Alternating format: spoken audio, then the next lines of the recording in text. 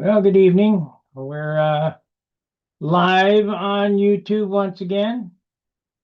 When you come in, have your camera enabled, and I'll let you in if I know you. If I don't know you, well, you ain't getting in because we had problems. We do this every Monday and Friday night. Talk about model airplanes.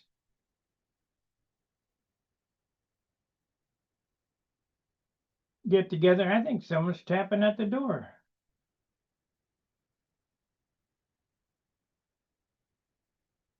See that or somebody shooting somebody.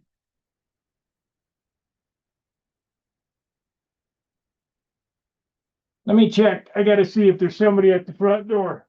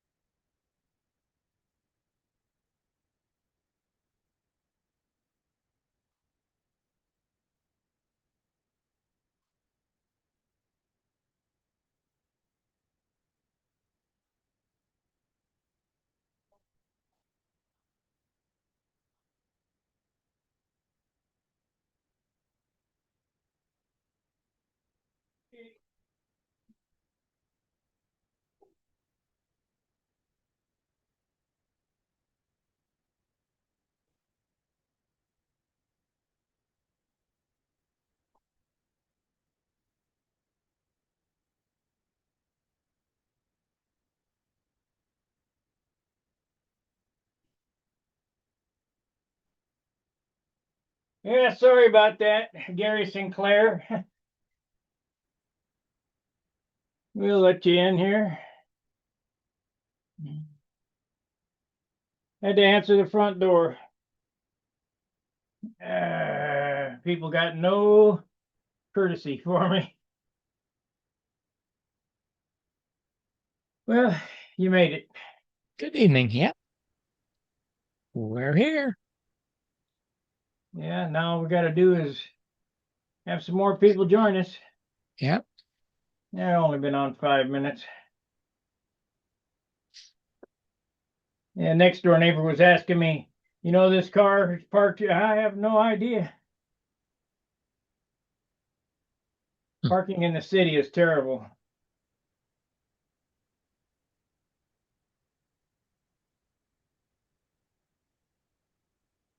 It's terrible. All right. Well, What do we got?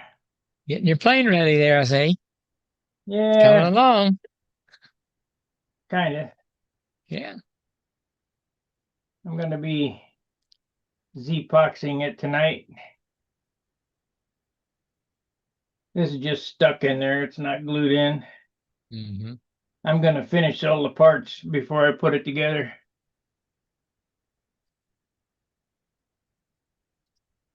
You can put tissue around the fuselage on that one too. Probably. Yeah. It's going to be a Z-poxy finish. So fiberglass Oh, nose, Z-poxy finish. I see. Okay. Yeah. Got to make it beautiful. Yeah.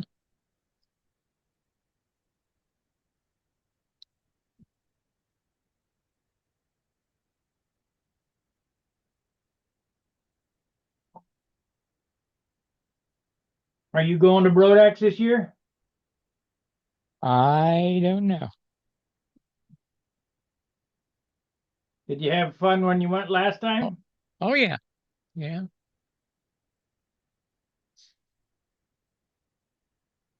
And you didn't fly. No.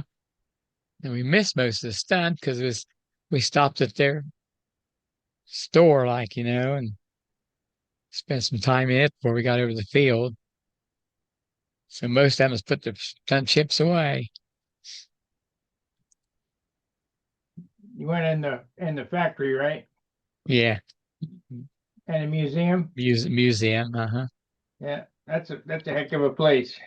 It is. We might do a museum tour again because so much changes.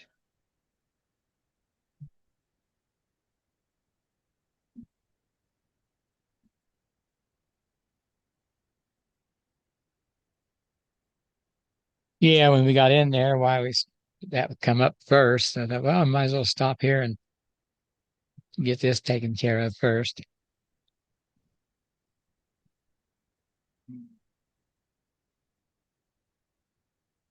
Okay, guys, come on in. Yeah, weather's fine in here, isn't it? Yeah, Cold outside. yeah, it's really cold. I think it's 20 degrees. Let me look. Right. Yeah, I think we're cold like that too. No snow on the ground, though. That's good.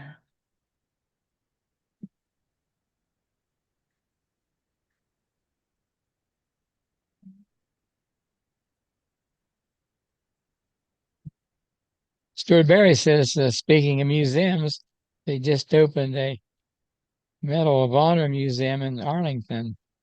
Mhm. We're at 33 right now. Feels like 28.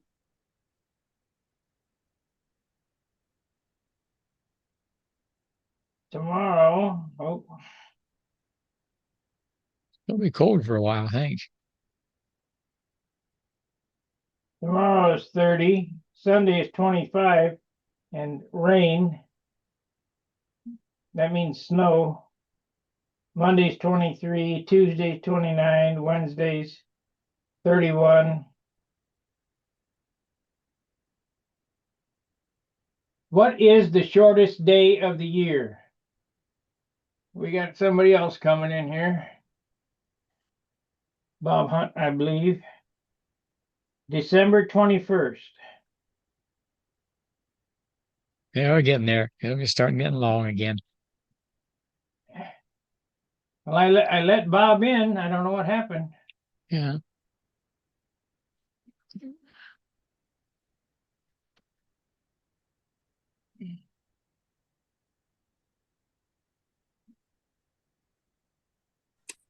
There we go. There he is. There he is. Hello. Hello. Yeah, you don't automatically get to come in without me approving you. I think that's a good idea after last week. I do too. Yeah, I think it's fine. Yeah. And Apparently, I either better recognize you, you better have your camera on and I can see what you look like.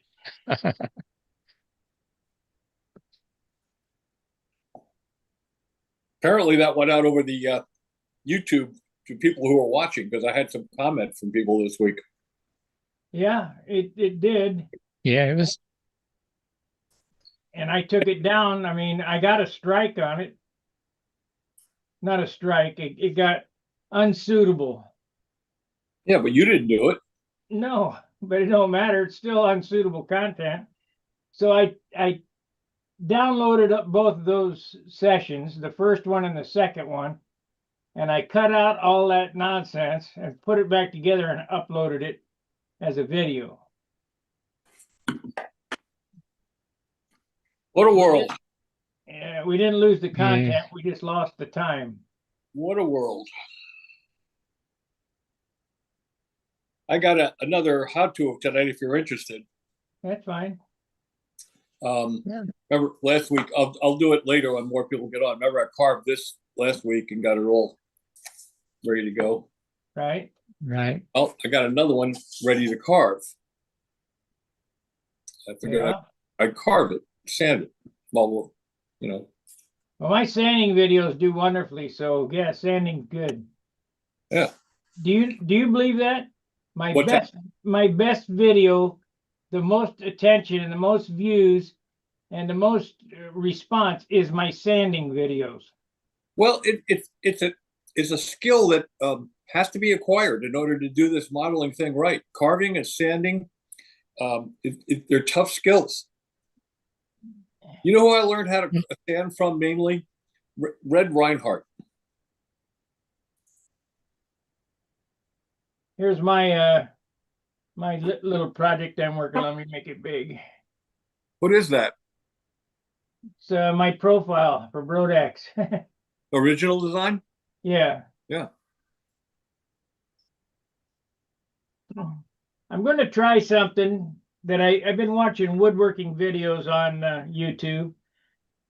Blacktail Studios. He makes epoxy tables. You know how when we do these noses here, that is similar woods. We got 1, 2, 3, 4, 5, 6, 7, 7 layers, all in that 1 inch. Well, you get it looking real good, and then you paint it, and it sits out in the sun one afternoon, and it's all sucked down. You can see those lines. Haven't you noticed that? Well, I don't do profiles.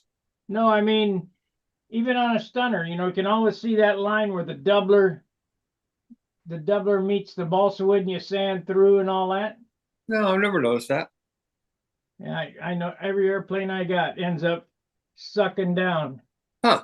So what I'm doing is I'm CAing this area here to harden it all up so it's equal hardness. And then I'm going to put on Z-epoxy and then fiberglass over the top of it. That should do it. Yeah, well, yeah, I hope so. Should do it.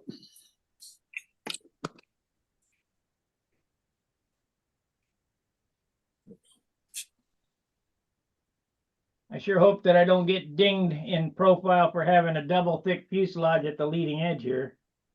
I think they want your registration money more than they want to disqualify you for that. Yeah. We got to be, people have got to be a little bit, more tolerant. Good grief. It's a toy airplane contest. Well, it's a Super Tiger 60 model. So when a 60's on a profile, it's banging pretty good. Yeah. Yeah, you need some vibration resistance there. Yeah. You didn't follow this build, I'm sure. No. But this motor crutch is a motor crutch out of a built-up fuselage. It's that one that I showed you that's, they hollowed out and made light. So the motor mount goes all the way from the nose ring all the way back to here, but it's lighter than a stick, regular profile short motor mount. Huh. And then it's sandwiched between the doublers. So there's like 1, 2, 3, 4, 5, 6 pieces in the motor mount, all glued together strategically with the grain. And then the doublers are glued onto the side of that. So I feel that the engine vibration will be, translated into the wing a whole lot better than just 6 inches of motor mount. With that long doubler too, Right.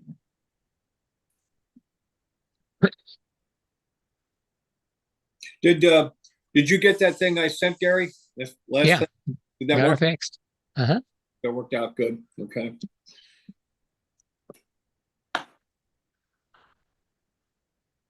We got any chat, Gary?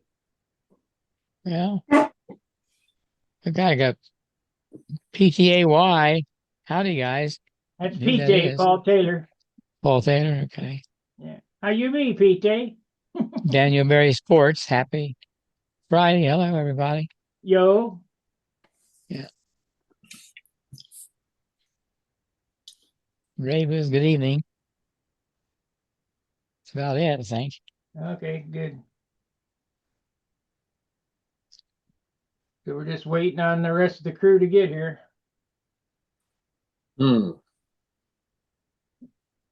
I spent the whole day sanding and buffing too, but not an airplane. I have a 2011 Spring Limited Taylor guitar, very high end, $4,000 guitar, and it's all mahogany, and it's got a burgundy, a transparent burgundy finish. And apparently, the clear they put on in some way reacted with the sap in the mahogany, and it got all these little ripples along the top.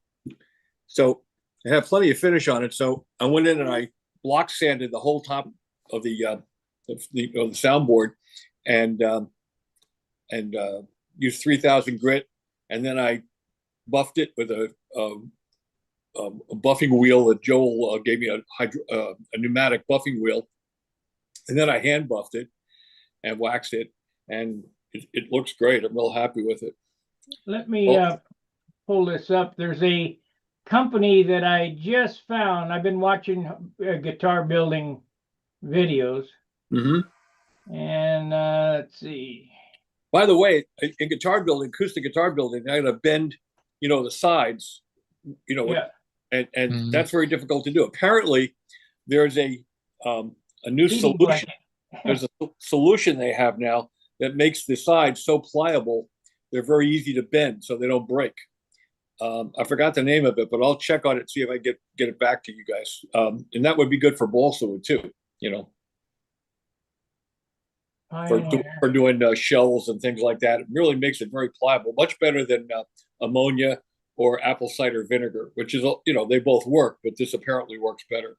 Well, I'll tell you what I saw on, that the guitar makers are doing that I'm going to try for bending balsa wood.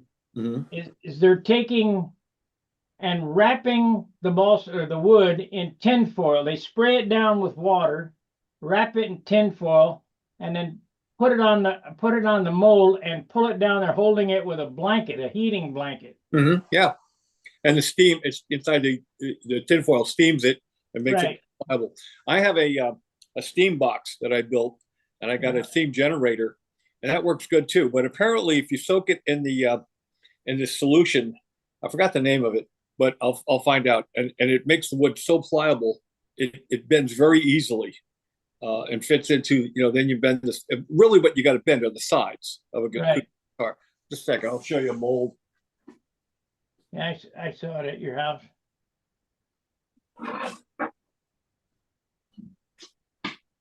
Yeah, Gary didn't see it, so.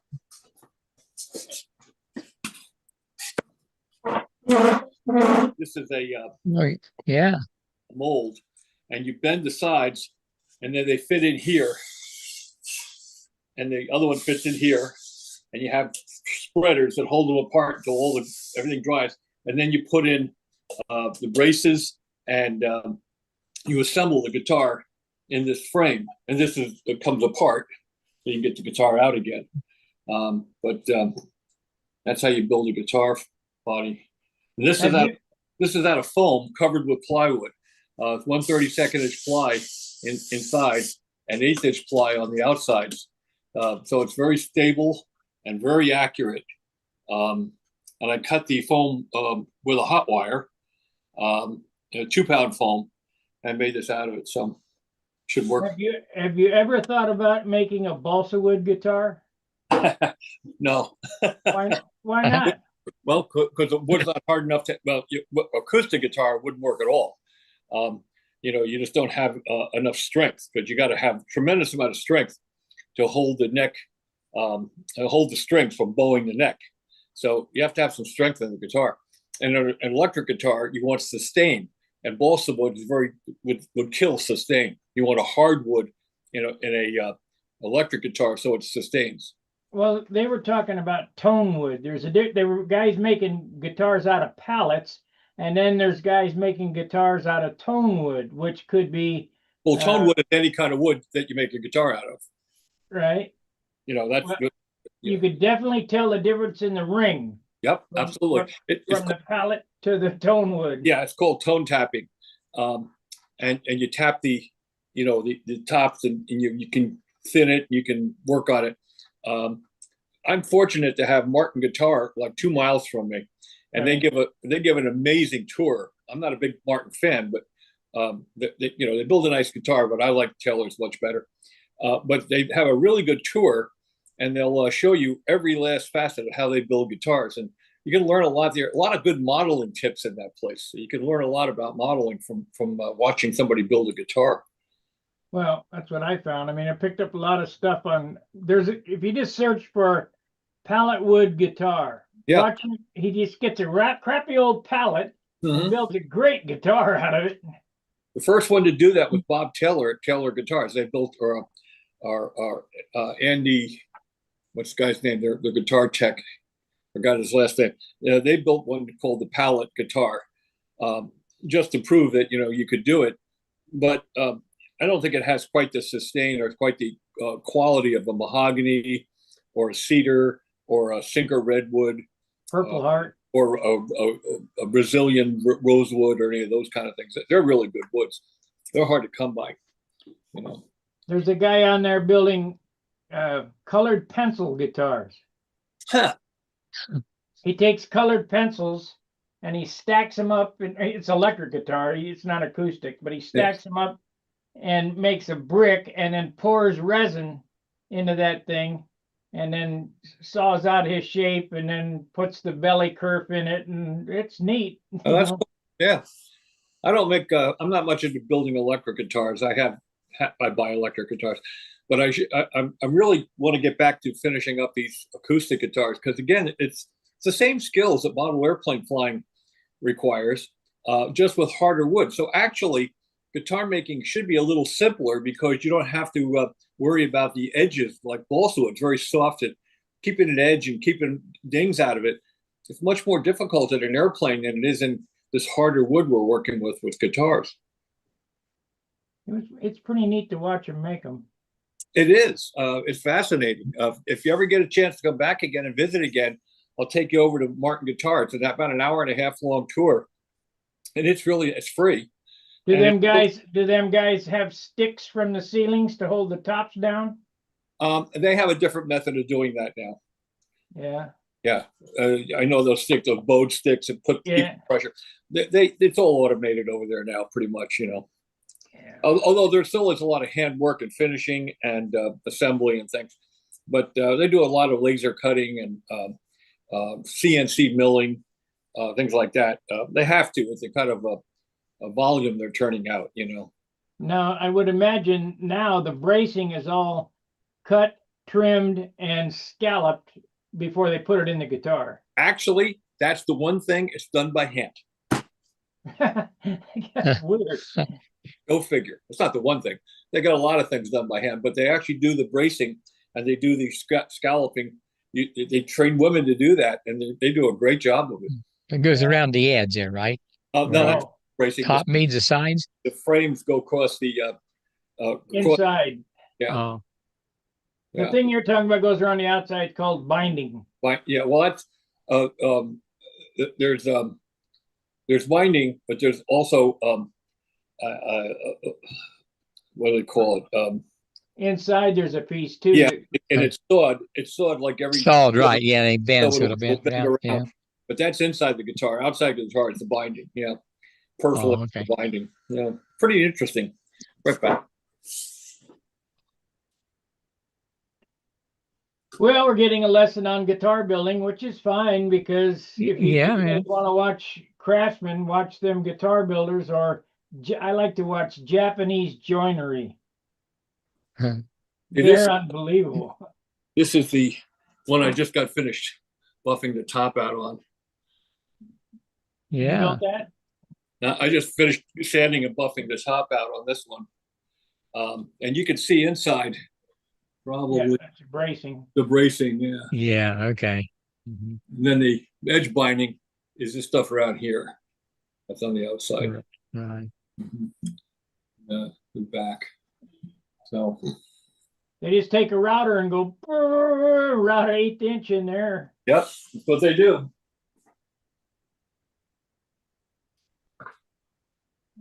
Little handheld palm router.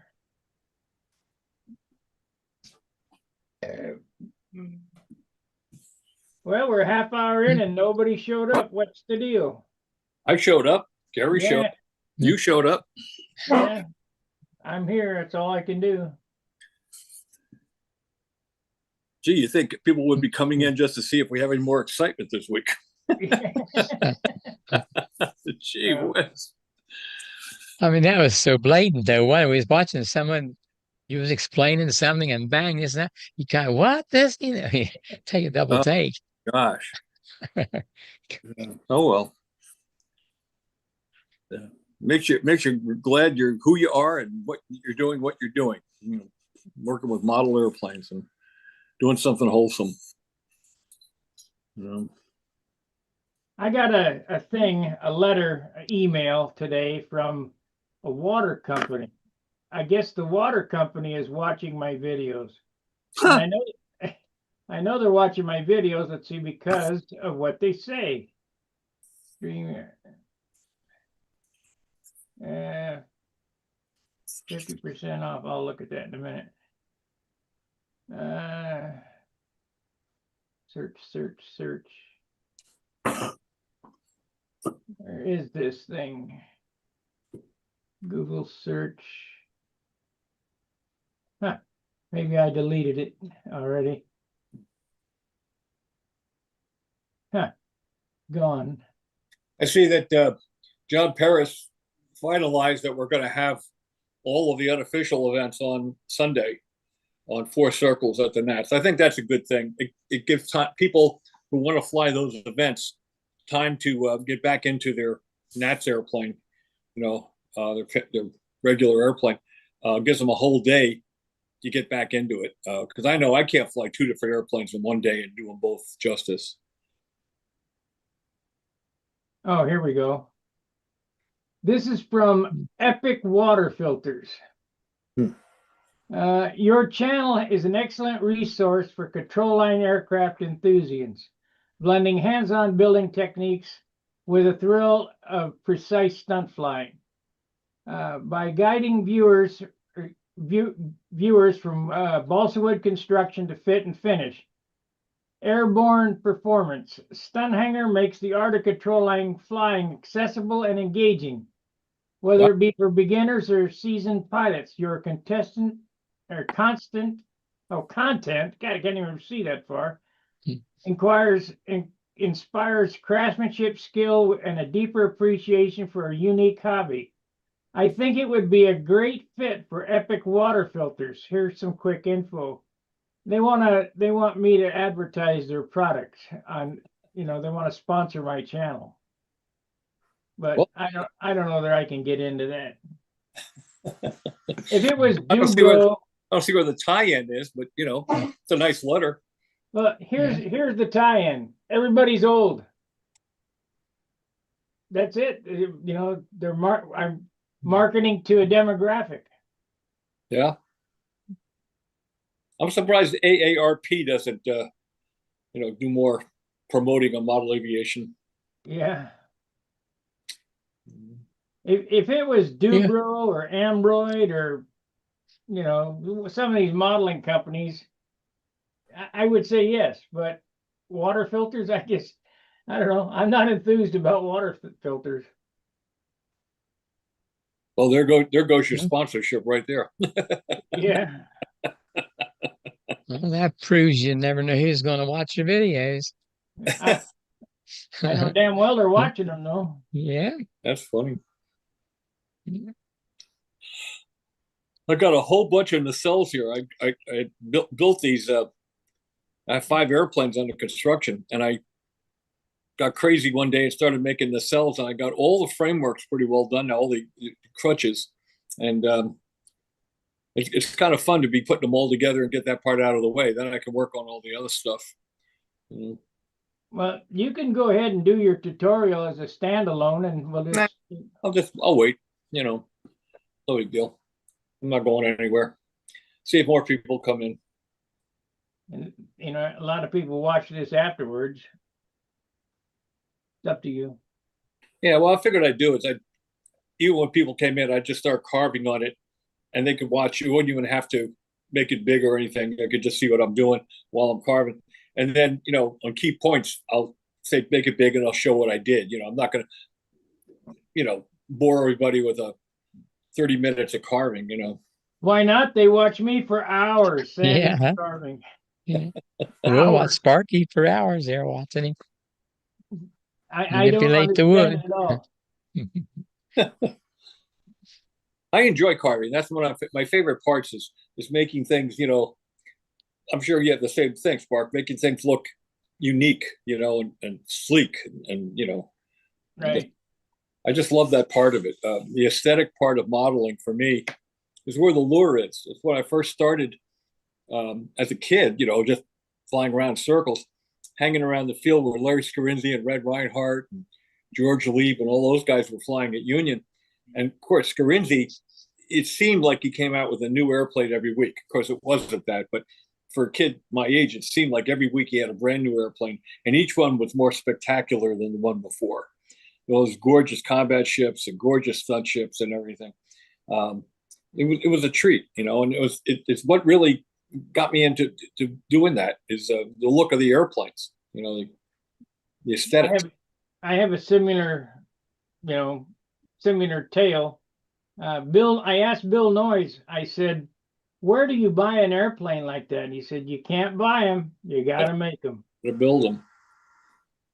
Yep.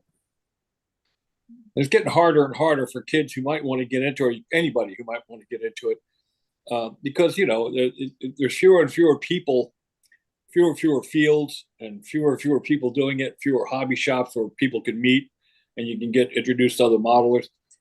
It's getting more and more difficult to find someone to teach you the skills required to do this, and that's a shame. Well, that's kind of why I share on Stunt Hangar. Yeah. That's the only thing like it.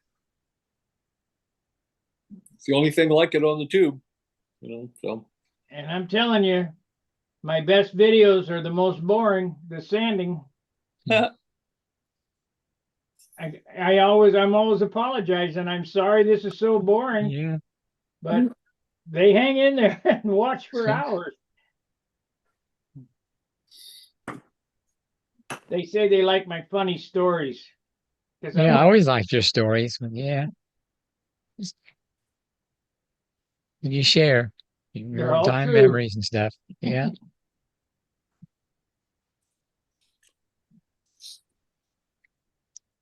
Changing the TV station here. What's your favorite TV show? I don't have one. That's true. I don't watch TV. I watch YouTube and Netflix and Amazon Prime. I don't watch any news. No, I don't. TV and nothing. I don't watch TV. My wife and I are hooked on the old reruns of Everybody Loves Raymond. Yeah, that was a good show back in the 90s. Yeah, it's okay. The other thing we've been hooked on lately on YouTube are the Jesse Stone movies with what's his name, Tom Selleck, as a flawed police chief. He's flawed in a lot of ways, but he's very honest and moral. But he's got some personal problems, and it's a real, it seems like a real person. And if you ever get a chance to watch a Jesse Stone, there's like 10 of them, I think, or 9 or 10 of them. They're very good. Yeah. Very good. 10 hours worth? Yeah, they're an hour and a half each. So that's quite a bit. That's 15 hours. Well, yeah, we watch one every few nights, Yeah. All right. My wife doesn't want to watch model airplane stuff, and our musical tastes are different. I like a certain kind of music, and she likes something else, so I don't bore her with my music, and I don't listen much to hers either. So do you stream YouTube to your television? Yeah. Yeah. That's what I do. Yeah. Well, I got a smart TV that automatically has it on there. Well, I guess it's coming in from my computer. I don't know. It's probably my son set it up for me. But yeah, I watch YouTube a lot. The problem with YouTube is 99% of the videos now you get on there are AI generated, and they're just fake.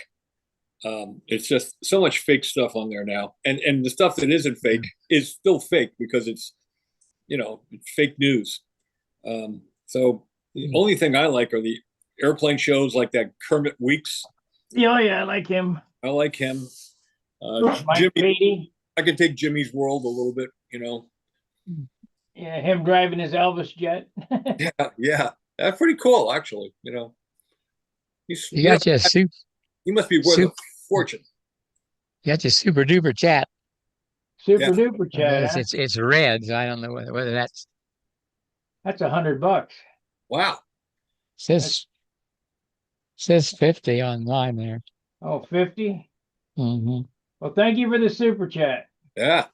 Let me Yeah. find it here. I don't when we broadcast through Zoom, I can't post it in the video.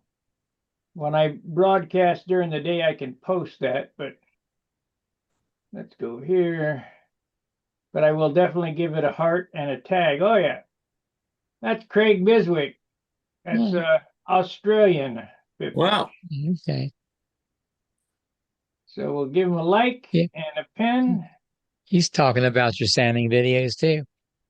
Hello, Sparky. It's very simple why they watch when you are sanding. You talk about stuff and people relate to it and its company. Plus, we learn some stuff too. Well, I hope so.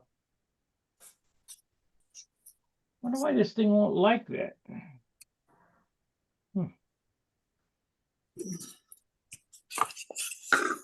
Huh. I'll have to go back and like it. Thank you very much, Craig. Yeah. You know, I got a Yeah. box of stuff for you. If I ever send me an address, and I'll see what it costs to send an engine and some landing gear. And I only got one fuel tank in there now because I robbed the other two. But I'm going to send you a couple of pairs of horns and propellers. It's a neat little box. Stuff that you said you wanted. I ain't forgot you. It's just so damn expensive to ship anything now. I'll probably wait till after the first of the year to send it because the mail is total crap here. Mm. We get mail about every other day.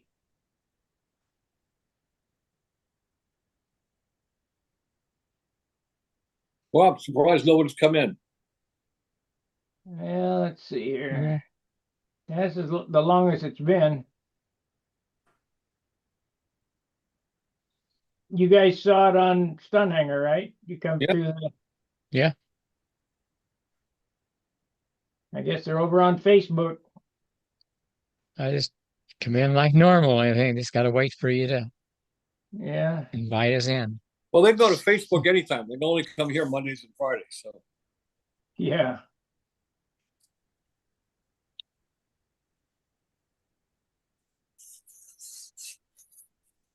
Let's see here.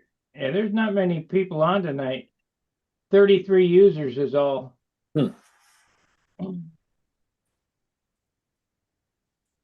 I know this name is familiar. Tell me who this is. Greg Zajac. yeah, Greg Zajac. He flew with Gostecki and Gerke back in the late 60s, early 70s. Phenomenal builder. Phenomenal. Just a break. I think he's a photographer, if I'm not mistaken. David Eskins is on the forum too, but he hasn't come in. Who's that? David Eskins. David Eiskens, yeah. Mm-hmm. Eiskens. Mm-hmm. Yeah, Zajac is a good flyer, a good builder, real good builder. Rick Campbell. Howard Rush is on the forum, but he hasn't come in yet. He will. Yeah, they don't. Yeah, he was in the other day about first one. Stayed with us all the time. Well, tomorrow's on there, but he never comes in. Who's that? Tomorrow? Yeah. They're not taking Tom Luciano's probably listening in. They should come in. He was one that called me up and was kidding me about what happened last week on the. He said he was in the with his wife and he had the thing on and his wife walked in the room with that thing on and she said, "What are you watching?" Oh no. Yeah. So maybe she won't let him come on this anymore. Well, it was out of my control. I got it off as quick as I could. I know you did good. It's all right. Not your fault. Can't help it. People are idiots. They are. And of course, we were showing a big one, so he had someone blown up, so he just Oh, come we in, got somebody boom, coming the in whole. here. Let's see here. Mike Lonky. Come on, you. For some reason, there it is. I got him in now. He'll be rolling in a second here. Yep, here he comes.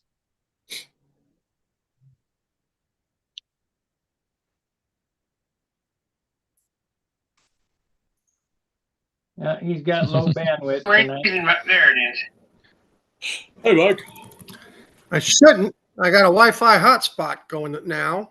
I shouldn't have low bandwidth, but You're not gonna post any more of them pictures, are you? that wasn't me, man. I was sitting here jamming out and just listening. That's why I heard you griping about nobody being in here, so I came in. But I had my music playing, so I was watching. I was here watching. What kind of music do you listen to being in Nashville?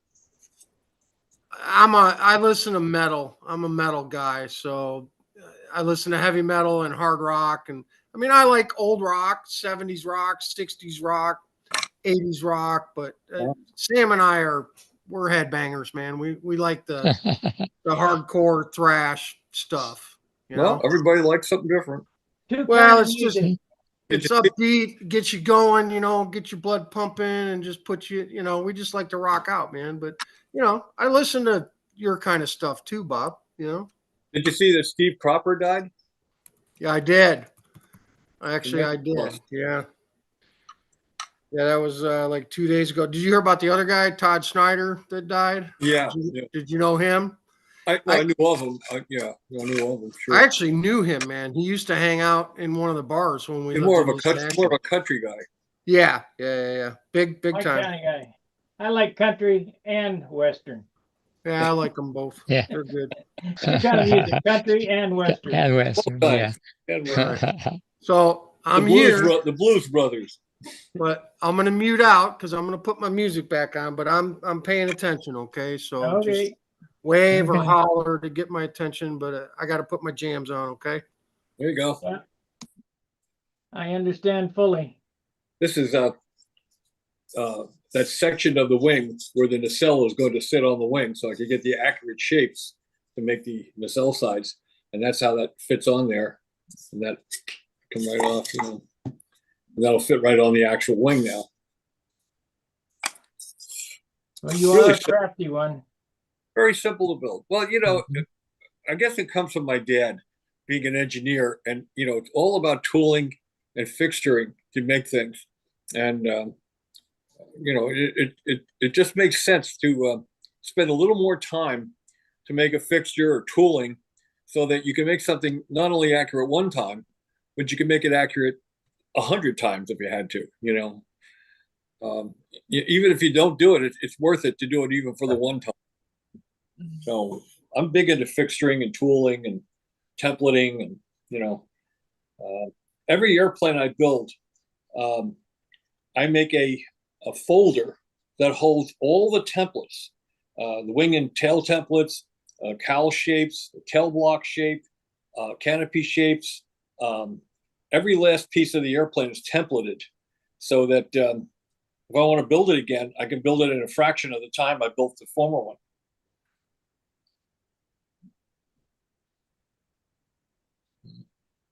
Well, Mike's getting his profile ready to go. Yeah. It's an RC airplane.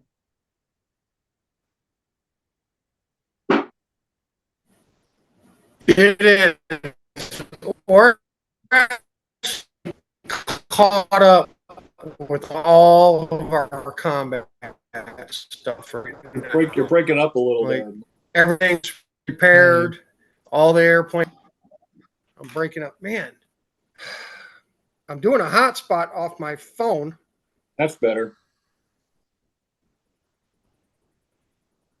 because my Wi-Fi is not making it to the garage these days. But all right, it's showing I got a strong connection, so it That's shouldn't better be a- now. For a minute ago, it broke up. better now. Yeah. Okay. So yeah, I'm working on just a few little RC backyard flyers for Sam because we are actually caught up. All our F2D airplanes are fixed, ready to go. I have to put bearings in the motors, but those are our competition motors, not our practice motors. We got plenty of practice airplanes. Sam's been flying every day, still in the backyard, putting up a flight or two when he gets home from school. We should have decent enough weather this weekend to go to the field on Sunday and fly Here some we go. matches. There we go. What? David Eskins and Paul Taylor coming in.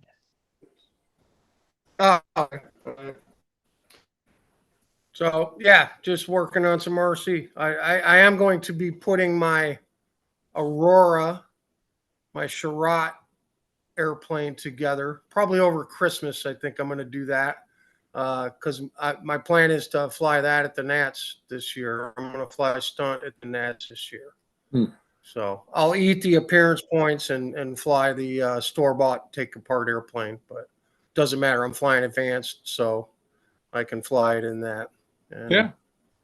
hopefully make the cut, get into the top 10 anyway, or something like that without appearance points. We'll see.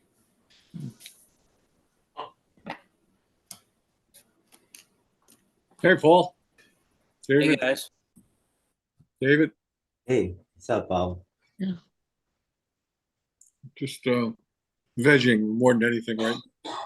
Yeah, you mentioned Steve Cropper died, huh? Yeah. Yeah. People don't understand how great he was as a guitar player. Oh, tasty guitar player. Pretty good. You know, a real example of somebody who puts less in to make it more. Yes, he was a less is more kind of guy. Yep.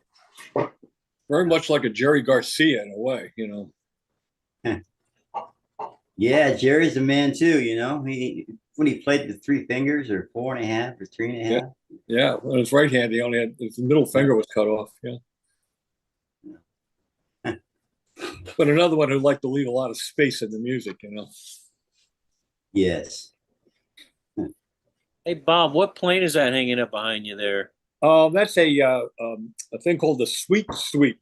It's a Lester Grogan and I forgot the guy's first name, Hale, Hale, from down in Texas. Designed that in 1953, and it was pretty famous in Texas as a combat airplane throughout that era, until it got to the Nationals one year and it was protested because it has wing fences on it, and they took the wing fences off, and it never again flew as well.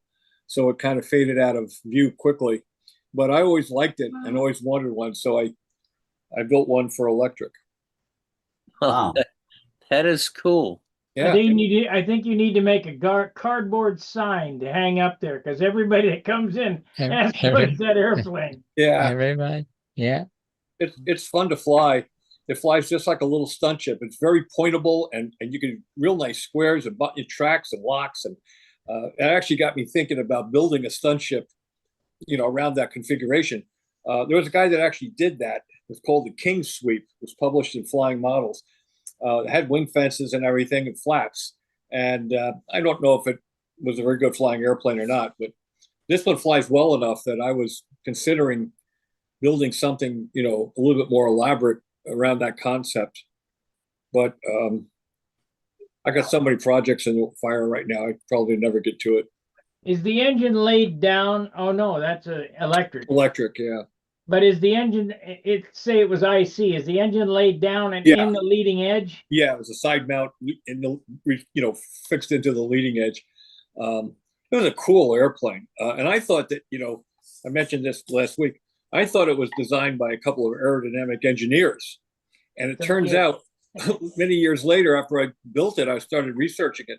When those guys designed it, they were like 14 years old. They probably saw too many episodes of Flash Gordon and designed this weird looking airplane, and it works. It works very well. Well, how old was Billy when he designed his Aries? I probably 17. Wow, man. 16, 17. Now you got to remember, Billy had a lot of airplanes before the Aries. Right. And he had just a whole the Vulcan. Oakland, yeah. Yeah, the Vulcan was before the Aries. Some people say that that airplane never existed. Well, I saw the actual bones of it from the original one, so it did exist. Real good. That was a real good airplane too. I flew Glenn. What was the guy's last name? It's gone now. Harding? No, Glenn. Oh, Forgot his last name. He and his wife used to come out to VSC all the time. Glenn Kaler. Kaler, yeah, Kaler. Taylor. He had one that was real nice. He had the I-beam version. There was two versions. There was a C-tube version and an I-beam version. And I think he had the I-beamer. And I got a chance to fly it out of Tucson. Really good flying airplane. Hey, Bob, just say, hey, Paul, is that Prop Buster? That is him. Hey, Prop Buster, you flying going on, still? guys? How's everybody doing? Good. Are you still flying? Not as often as I'd like to be. We got two youngins, so I'm busy fathering them, but we're getting them involved and interested in aviation. So Teach them how to definitely. sand. What's that? Teach them how to sand. They can't hurt themselves with sandpaper. That's a Wait good a minute. idea. If you two guys are together, Paul, that means you're in Nashville. No, I'm in Florida. Oh, Ryan's down there in Florida. Yeah. Who's Yeah, the other he's- gentleman there with the beard? That's my son, Ryan. Oh, Ryan. Huh. Yeah. Hey. Yep. So he started out with me 20 something years ago. So yeah, Sparky knew him as Prop Buster. He was on Stunt Hangar and Gotcha. Prop Buster. So he still has a toot or two and he flies with him. He takes me flying. Yeah. But he's kind of, when he does get out and fly, he's doing fixed wing FPV. What are you doing? Trying to get out of the 39-degree weather in Nashville right now, Ryan? Yeah, we're doing a cruise. I just got back from the cigar store, picked up a whole bunch of loot. Oh, nice. Yeah. Paul, are you coming up this way for Christmas, or are they coming down to you? They're gonna be here a week, and then we just haven't decided yet. But yeah, we're up there probably once a month for a week or two. So we'll come hang out with you and Sammy one day next time we're up there. Yeah, give me the call, man. We'll go fly anytime, man. Especially over Christmas break. Sam's off for like 2.5 weeks. Christmas Oh, through nice. New Year's. So Nice. we can come fly any day, pretty much. Okay. Well, I heard he's working now, so Yeah, he is. He's working tonight. He's Tuesdays, Friday nights, and Saturday nights, which is good because Friday night and Saturday night, that's going to keep him out of trouble, right? I was just gonna say. Instead of running around with his teenage crew, right? Raising Yeah. hell in town. He's at work Friday and Saturday night, so that's good. there you go. So, How old yeah. is Sam now? First job, but he's 17. He's 17. He got his first job, so he's waiting on that paycheck, his first paycheck, and he's already got that money spent on RC airplanes and more F2D airplanes, and Nice. he's talking about starting to fund himself, which I'm like, that's great. I would love it if you paid for your own shit, man. Especially the F2D stuff, because he goes through a lot of it, and dad is the wallet on that stuff. So, from here on out, he's going to make a couple $100 a week. He can afford to buy 20, 30 airplanes from Roman, from Ukraine, and replace his own stuff as he breaks it, Yep. That's how I look at it. Because I've always told him, I'm not going to be the wallet forever in your modeling career. I'll pay for the stuff while you still live here and while you're a minor, but once you're a grown adult, you got to start paying your own way on these airplanes, man.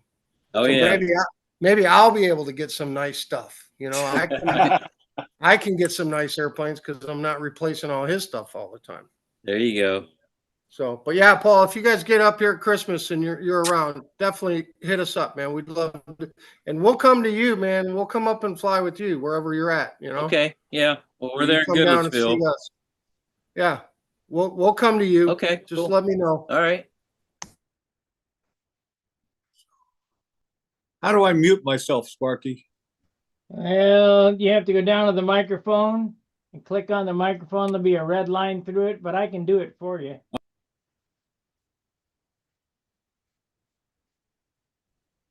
Okay, you got it. Yeah, you're muted, Bob. I can't hear you. Hmm. Must be going to make a phone call, which is fine.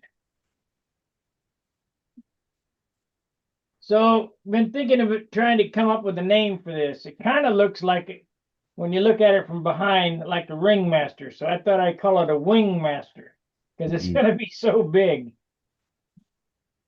And it looks like a sparker. Sparker, what do you mean? Yeah, it looks like a sparker airplane. Sparker. Something with your name, man. Oh, I don't know. Pay tribute to Sparky. I don't know. Sparky special. Yeah. Yeah. A Sparky special. Yeah, I don't think so. Kind of sleek looking. What are you gonna put in that? A 60? Yep. Is that for the what'd you do with that Tempest, Sparky, that you were building? It's still sitting over there. I kind of lost interest in it. Yeah. Just another also ran airplane. What foam wing is that you're going to put in that? So it's the same. This is the same wing that's in my June RXL. This one here, Dan Winship cut for me. But I'm going to make a drop jig. I'll be doing that online where you heat the wire up and drop the wire through the foam so that I can put the wire through after I core, to core them. But I'm going to wait. Now, I've been looking at some videos online. I wanted to get the consensus from Bob and some other guys. There's guys building airplanes using brown craft paper and white glue as covering. Have you ever used that, Bob? Mm. And it looks pretty damn good. And he said They probably poured the paint to it though. No. This had no paint on it. It was just brown craft paper, all smoothed out. And how he did it was got a bin of water, and he would wet that craft paper in there, and then on a piece of glass would spread white glue on it, and then fold it over the wing, and put it in a bag. He had a different way. I would vacuum bag it, but he had a different way of weighting it down with plastic over the side of the bench with a 1 inch square piece of steel, a round rod at the bottom of that to pull that covering down to hold it tight. And it looked decent, The only thing I worry about is how's the dope going to attack the white glue? We'll probably have to add some automotive primer as a blocker. Because as everybody knows, balsa wood's getting hard to find, and craft paper's cheap, brown paper. Weren't you talking about using white glue last week, Sparky, with hinges? Remember, was somebody talking about using white glue to put hinges in, or not? Remember? I can use white glue to put my hinges in, but it's wood on wood, But I don't. I use epoxy. Yeah, because I was flying in the rain in Flushing one day a year, and my elevator started coming out because the wetness from the rain, I guess, loosened up the glue. Here comes Ed Wask. I use that canopy glue. I love that.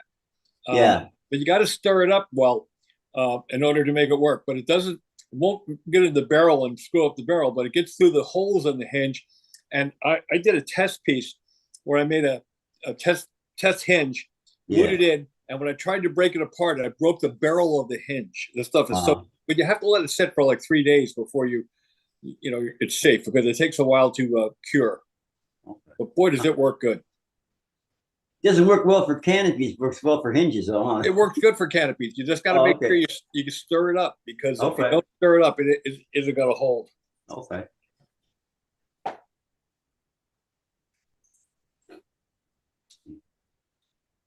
I was watching some cabinet videos on YouTube, and they were doing a complete closed hinge. And I'm thinking, we could do that with balsa wood.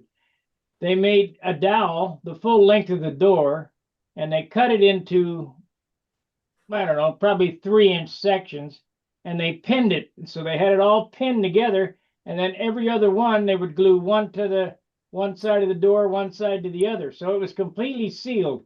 Then they block sanded it off, and it was like one piece of wood, but it hinged. You guys get what I mean? Bob doesn't understand. I was busy doing something. I wasn't even listening. I think that would work good. I might try that sometime. I'll do a test piece. Make a dowel out of balsa wood, saw it into, probably only need 6-inch sections, and then pin them all together so they're all one dowel, but there's like 6 pieces, but it's all straight. And then glue every other one to the trailing edge, one to the flap, one to the trailing edge, one to the flap. So it's got 0 gap between the hinges, and 0 gap because it's glued to the recessed into the trailing edge and recessed into the leading edge of the flap. And I mean, it'd be solid. You wouldn't have to, no hinge tape or nothing. I might try an experiment with that.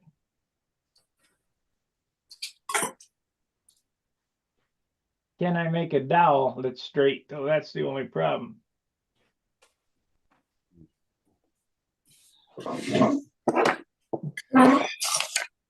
I was telling Sparky before, last week, I did this, showed this nacelle that I finished carving to go on one of my twins.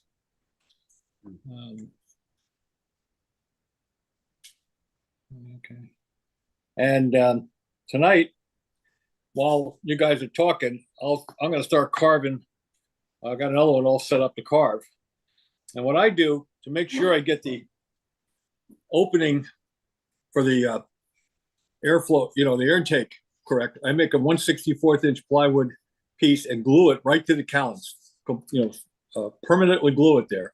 And I carve up to that, and it gives me a hard edge. And you sand up to it, and you get the exact shape of the opening. And then when you're hollowing out this block, you punch through that and go in with a Dremel drum sander and open it up to like a 1/32 inch wall. And you got a nice protective wall or protective edge for your cowl opening. And it also allows you to get a nice accurate shape when you're carving without worrying about going too far. So I got the blocks on, and they're ready to start carving. I put center lines on top and on bottom. And I'm going to start carving while you guys are talking. Here's a question for you. Yeah. How are you holding that spinner on and know that it's exactly where the engine's going to be? Well, because the motor was put in using the nose ring to hold the motor in position. Okay. And then so I know that the mount is right where it's supposed to be. So I take a piece of basswood and put it between the sides of the nacelle.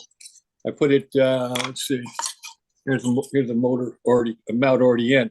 So I take a piece of wood that's just as wide as the nacelle is wide inside. Put a 1/4 inch hole in it. Put a piece of aluminum 440 threaded rod through there, or not 440, 1/4 threaded rod. And I put the spinner on and bolt it up against the nose ring, which I know is accurate because that's what was used to align the motor. Yeah, so, you missed what I meant though. How do you know you got it that hole exactly where the engine goes? Well, because you line up the spinner back on the nose ring. So I got it. And you tighten it up, and it has to be perfect because when you put the motor in, you use the spinner back plate to line up on the nose ring. So you know that that's accurate. So all you got to do is tighten it up and make sure that the back plate of the spinner is accurate on the nose ring. Uh-huh. and that's got to be centered. It works every time. What I've been doing is I just leave, I got, several engine blocks. I just bolt a block in there and put the spinner on it. I mean, it works, but Well, everybody's got their own way of doing it. I mean, for me, that worked out really well. I'm going to tilt this camera just a little bit here.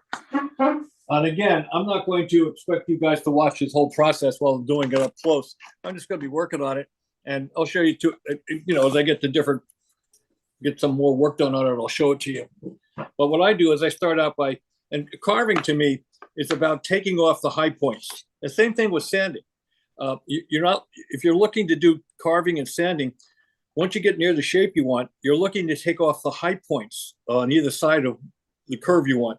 There's always going to be a high point. And if you keep taking off finer and finer high points, you're going to get a perfect shape. So we just start with just slicing, and I'm using a number 26 Whittler blade here. And You start with a new blade every time, Bob, when you do that, right? yeah, I try to use it when I'm carving something like this. I put a new blade on. I just did a couple of seconds ago. And, I start and try not to carve into the sides of the nacelle, onto these sides here. I try to carve down to them, but not into them. And it's going to be difficult for me to do this properly, but that's all right. Anyway, and I start carving it in to the nose. have you noticed those 26s don't stay sharp very long? They sure But- don't. That's why I asked them. Yeah, they don't. Well, I have a sharpener I use that I can keep them sharp. I can resharpen them a little bit. They don't hold a great edge, but they do work pretty well. Are they Excel? They're Excels, yeah. Yeah, I found they're crap, but I like them. I mean, I would use them if they'd stay sharp. Well, one blade will do at least one carving job. So, You never use a block plane when you're doing that? not, but sometimes, but I really enjoy carving with a knife. My dad taught me to carve. So I really enjoy doing that. You can see we're starting to get a little bit of a curve in there now. Right. So, you can, you can put it back on the normal thing, and I'll just keep carving, and I'll show it every now and then, Spark. Okay. Now, myself, on the other hand, I do it with a block plane, and I use 36 grit sandpaper because it sounds like, or 24 if you can. What I do with sandpaper is I start with a high, low grit number to remove the bulk of the material. That way you don't get any waves, because if you did that job with 240 or 180, it'd be wavy. So you put it on a block and you just scarf it off, and just rolls off like cheese. And then as you're sanding, you want to stop sanding before you get to the next grit. So you go 24, then 36, then 80, and then 100, 240, 320. You're just sanding out the different scratches as you go up in number. I use these emery boards. You can get them in different grits. I use these because they're very controllable. This is like a 60 or 80 grit, and it works really well for being able to shape. I'll get to that in a few minutes. I'm still carving.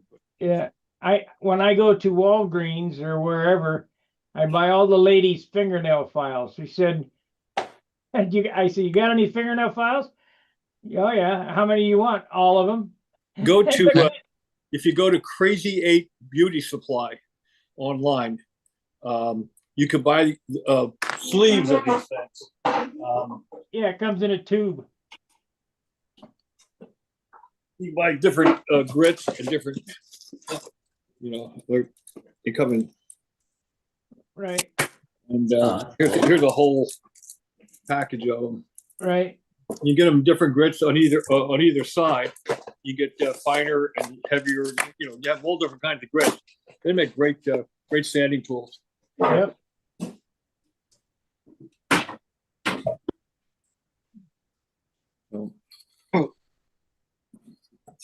What's up, Ed? Passing time. And Ed, I had trouble getting in, and I realized that with everything that happened, I had to completely relog myself in. So took a little bit there, but no, that ain't it. What Yeah. happened was is you were in the waiting room and we were talking. I didn't notice you and I let you in. oh, Yeah, okay. because nobody's getting in now unless I let you in. Well, it was twofold. I couldn't find at the bench first. Uh-huh. So I had to go relog in to get that. And then, yeah, I was waiting and then I got out and then I waited again. And so that, understandable and stuff. But yeah, anyway, appreciate everything and enjoy listening and watching. If I didn't have to do it, it would be a whole lot easier for me. But things being as they are, it just just what I got to do. Yeah. When I turned it over to you, Gary, were the settings still the same? I think so. Yeah. Richard Campbell coming in. Rick. Mhm.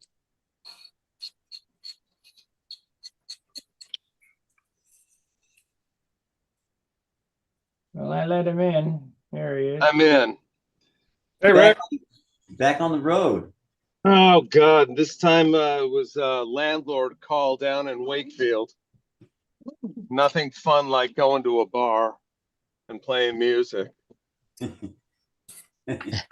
Now I got to back up. That is the epitome of using your cell phone while you're driving. It is, but at least I'm not touching it. So does that count for anything? Not really. I don't think you can play video while you're driving, but whatever. I don't know. I'm always up to no good. Where you at on Storrow Drive? I could vouch for that. No, Dave, I just left the ice cream shop in Wakefield. Oh, I had a landlord thing I had to do. oh, Yeah, You just wanted free ice cream. I didn't have any. I did steal an oatmeal raisin cookie though. I'll tell you what, that was the best ice cream soda I ever had in my life. The one you made for me that night. Yeah, I bet your blood sugar still hasn't recovered. It sure hasn't. I only know how to do a couple things, and ice cream is one of them. yeah. It's the best ice cream in town too. There we I go. like to think so. Yeah, it sure is. It was cool, but it's being retired is even better. I highly recommend it. I saw the mock-up of the Huffmobile, the new Huffmobile. It looks different than my drawing. I'm not sure. I wrote him a note when he said it. I said it looks very aquatic. Well, if it rains, maybe that'll help him at the Nats. So then he sent me back a note. He said, "You think it looks funny?" And I wrote him back. I said, two cannibals are eating a clown. One says to the other, "Does this taste funny to you?" Dude, that's pretty good for a not obscene joke. Yeah. So he was concerned that I thought it looked funny. I think it's very original looking. I'll send you the drawing. I got the drawing. Reason, he sent me the drawing. Why does it look shorter and stubbier in real life than it does in the drawing? You have to ask Rick that. I don't know. Whatever. As long as he's happy, that's cool. It's a unique airplane. Yeah, I had to talk him into making the wheel pants too. I don't like wheel pants. Yeah. I'm like, you don't go to the Nats without your pants on. Come on. Well, yeah, but where he flies, he may have to make 2 sets of gears or at least make removable wheel pants so he doesn't get caught in that grass. That would be bad. Yeah. Well, his grass is really smooth, and it's one of those fuse mounted, like probably carbon fiber landing gears. Yeah, he's using the Igor landing gear, so it's, at the risk of sounding very Boston, it's wicked easy to change the wheels. I think that's important, though, that he remembers to do that, because with wheel pants, he'll rip that thing up. I mean, for those who don't know, Rick Huff has his own flying field that he made. He had to move how many yards of dirt? Was like hundreds and hundreds of yards of dirt to get the field level. So he could walk right outside. Moving the dirt wasn't it the issue. The issue was what to do with all the bodies he dug up. Well, it was near Boston after all. I mean, no. He's a trip. He's in Vermont, that's right. So it's actually a really, really good field.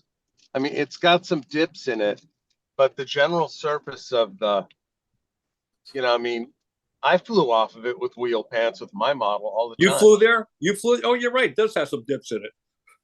Yeah, it's got some dips, but I get it. Ha ha. Oh, man, I walked right into that. That's not good.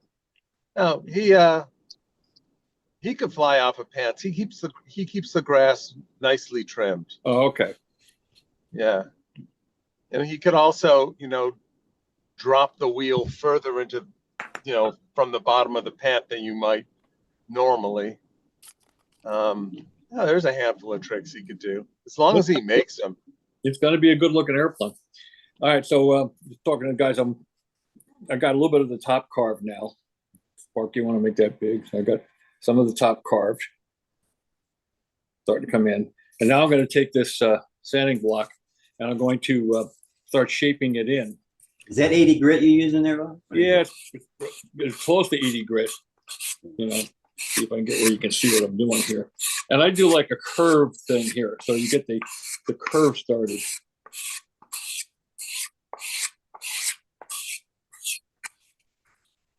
I'm just keep shaping it in, taking off the high points again. I have a question. I'd raise my hand, but I'm driving. Yeah, what's up? How do you hold the spinner there? It's got the nose ring was aligned, because I built these so that the front of the nacelle, this line is 90 degrees to the center line, so I know that's fine. So when I mount the nose ring on here, right, I mount the nose ring so that it's on where I want it, and then I mount the motor to the motor mount plate and pull and put that in position and tighten it down with the back plate of the spinner up against this nose ring, which is accurate. So now I know the motor's positioned right. I glue the motor mount in place, and then I can use a little clamp behind the motor mount with a 1/4 28 threaded rod that comes through, bolt the spinner and back plate in place, and line it up to the nose ring, and I know that it's accurate.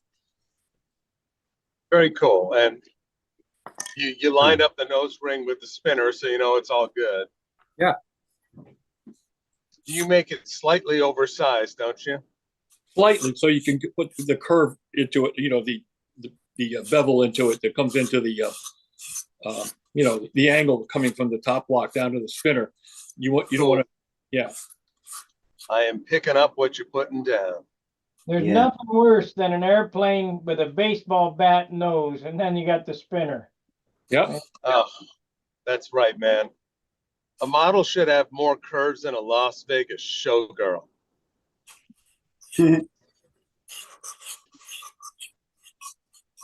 Yeah. If it doesn't look cool, what's the point? Yeah, you don't want it to look like Rosie O'Donnell. I would say that's very fair. I prefer Rosie the Riveter. Yeah. I'd say AC/DC's whole lot of Rosie, but apparently she was terribly overweight. Maybe if it was the Patternmaster. Mm-hmm. Rick, Mike Rogers was down last week, and we put the tail into his Patternmaster. Got that all aligned. That was a real chore because there's nothing to align it to, because it sits on top of the fuselage stock. It doesn't sit down in a cradle, and we had to align it in more than 3 axes. Normally, it's tilt, skew, and incidence.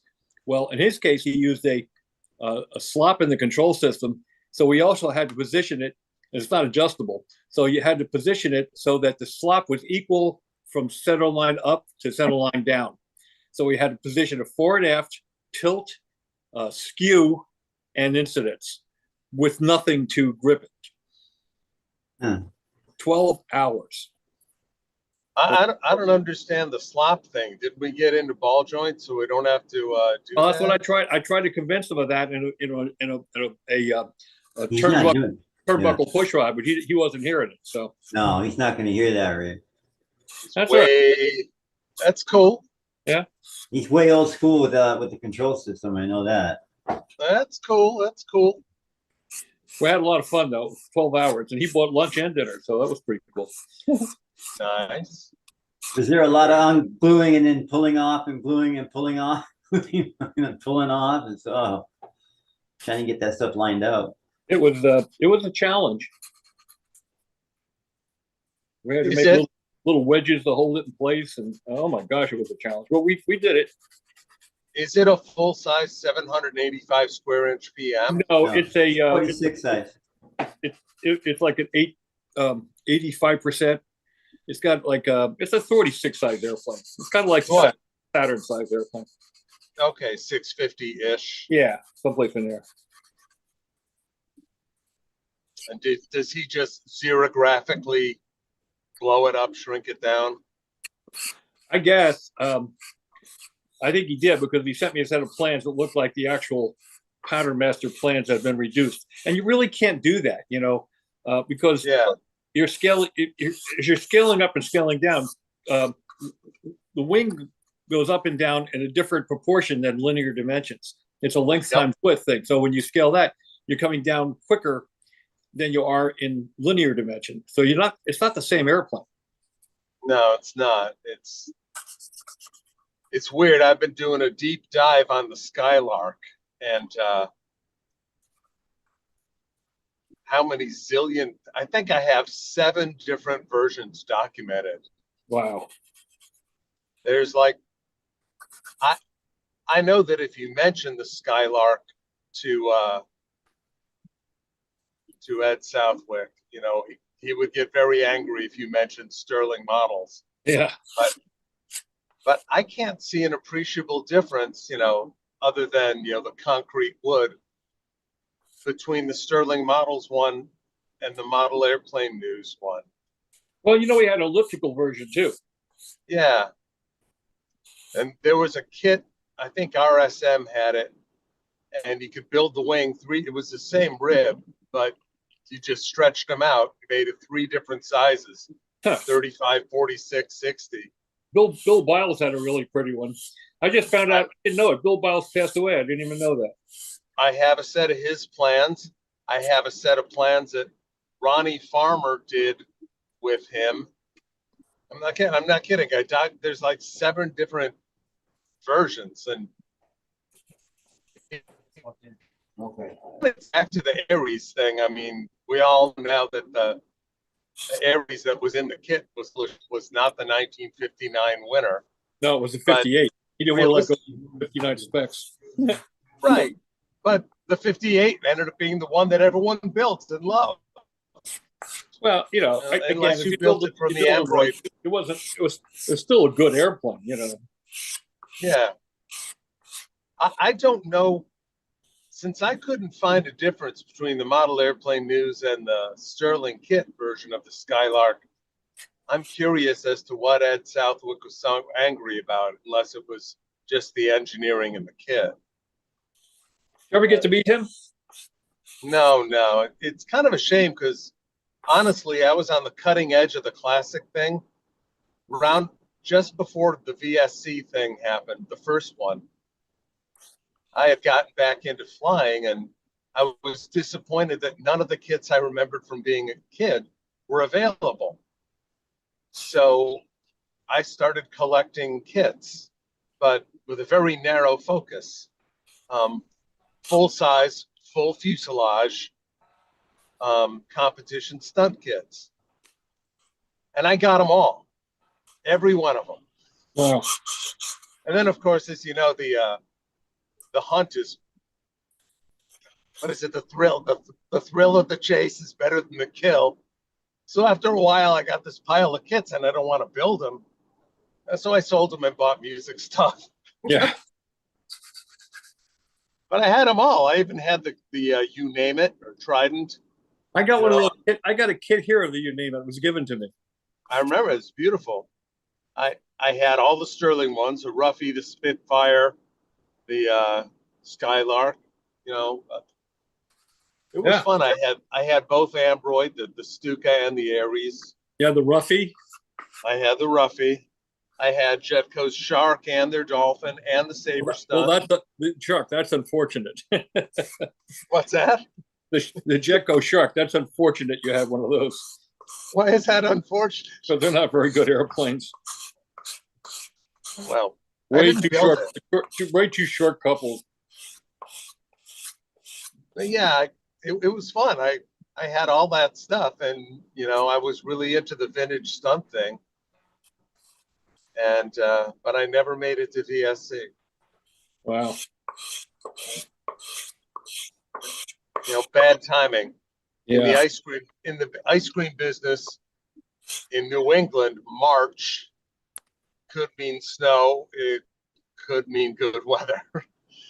You know, so I was captivated at home. I won the John DeTavio Trophy when they had the first. They called it Nostalgia Stunt back then. Mm-hmm. When they held it at Circle Burners. And naturally, you know, I watch these. I always watch the Stunt Hangar Zoom meeting on replay because I'm not often able to sign on at night. You missed some excitement last week. What happened? You missed some excitement last week. What happened? What happened? I'll tell you about it on the phone. Oh, okay. I'm sure Sparky doesn't want to relive it here. No, thank you. Was that Helmet Head, Sparky, that came on? I don't know who it was. Helmet Head's a piece of work. I think it's probably, you know, one of his crew. Oh, you were infiltrated, huh? Yeah. X-rated infiltrated, man. X-rated. Yeah. Yeah. There's a time and a place for that. This isn't it. This is not the place for it. No. So on one of the replays, y'all mentioned the Excalibur, and there was the 1967 version, and then there was one in the early 70s. But did you guys know there was a third version? Really? Yes.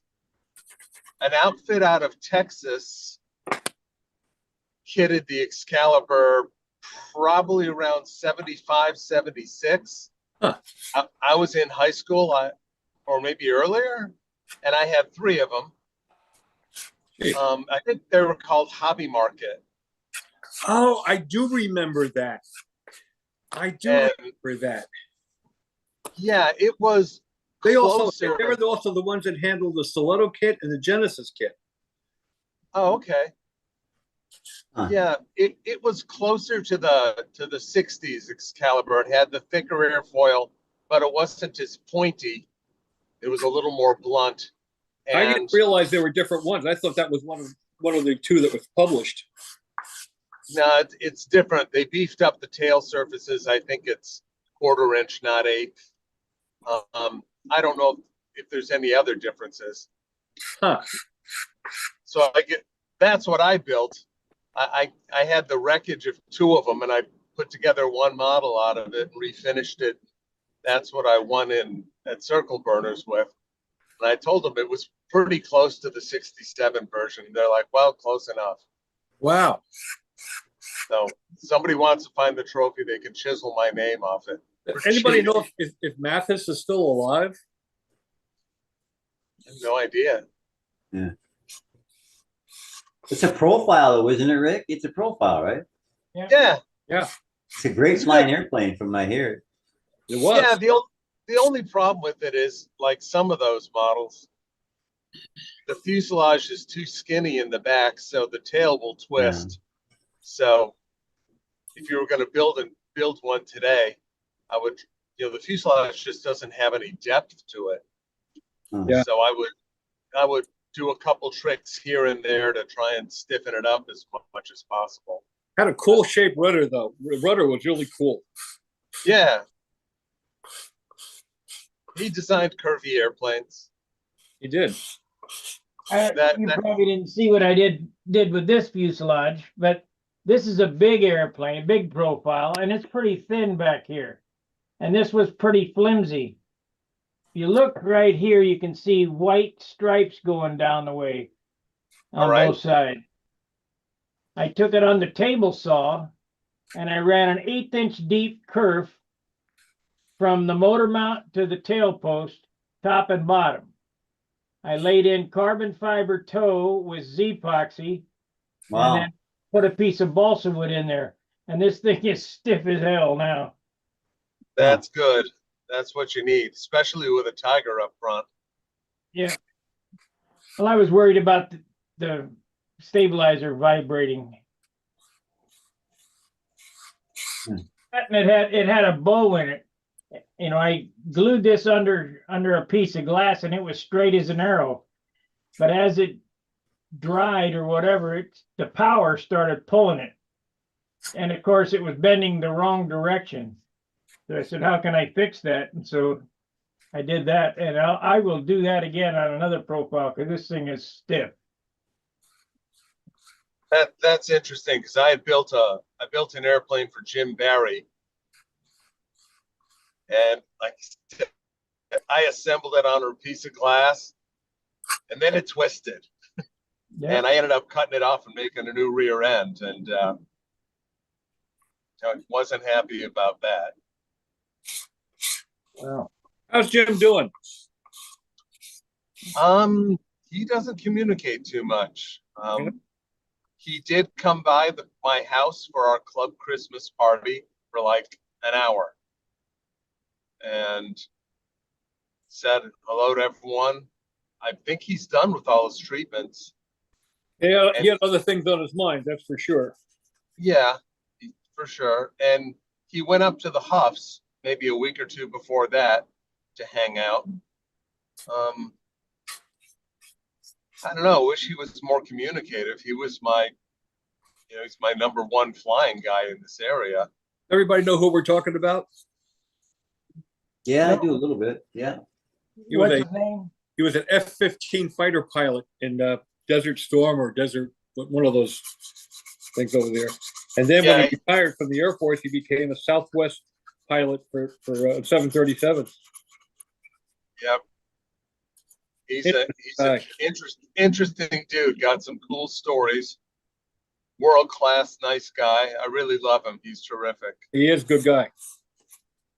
And he will answer text stuff. You don't pick. I should bug him and say, "Let's go out to breakfast."